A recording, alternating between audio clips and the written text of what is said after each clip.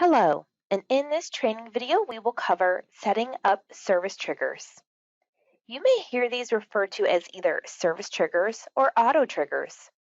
Revolution EHR has a service trigger tool that will assist you with coding specific tests within your encounter.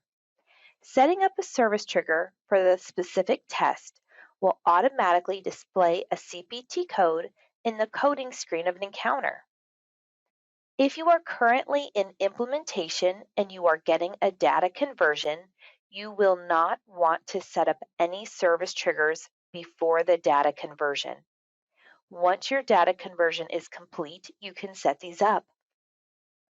If you are currently in implementation and you are not getting a data conversion, you can go ahead and set up these service triggers. Let's start here in a started encounter.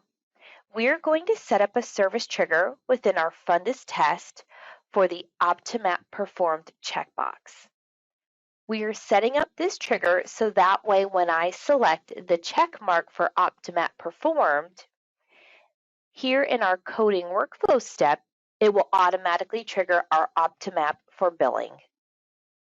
To set up a service trigger, we will go to our admin area. On the left, select Encounters/Interviews and Encounter Test Library. Here you want to select the test category that you want to open. For us, we're going to do internal Fundus. And then I'm going to open up the Fundus test. While you are on this screen, you will want to notate which test fields you want to set up your service trigger for. Once you know where you're going to set it up, for us, we're going to do Optimap performed. You're going to select the Service Triggers tab. Once you're in this area, you will select your location dropdown, and you will notice your green Add button highlights. To add your service trigger, you're going to select the green Add button.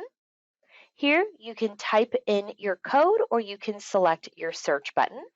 This will load your services catalog, both your CPT and other services.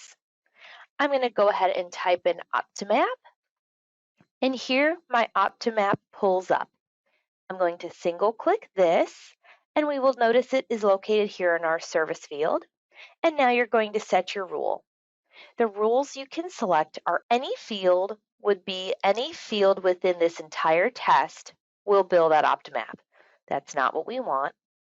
All fields would mean filling out every single field listed here would bill out that Optimap. Again, that is not what we want.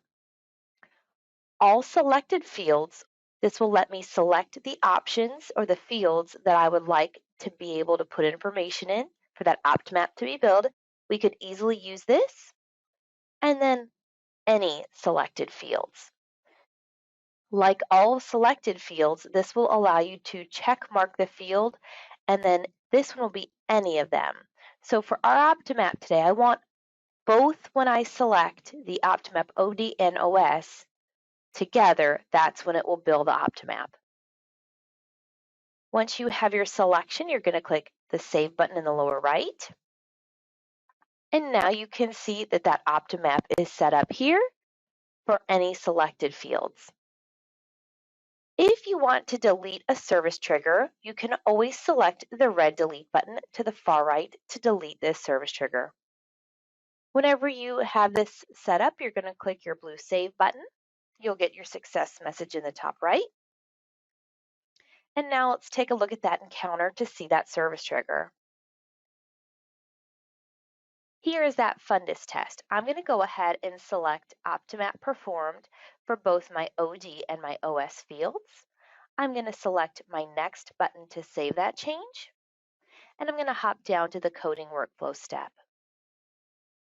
You can see that we have that Optimap billing and it was triggered. You can tell that this code was triggered because of this capital T to the left of the Optimap. If you have triggered a code and you do not want to bill it, you can always select your red Remove button. As long as this code is not placed on an invoice, you will be able to remove it from coding. If the code is already on an invoice, you will need to remove it from the invoice before you can remove it from the coding workflow step. This concludes our video on auto coding. Please remember to use our knowledge base and contact support for additional assistance.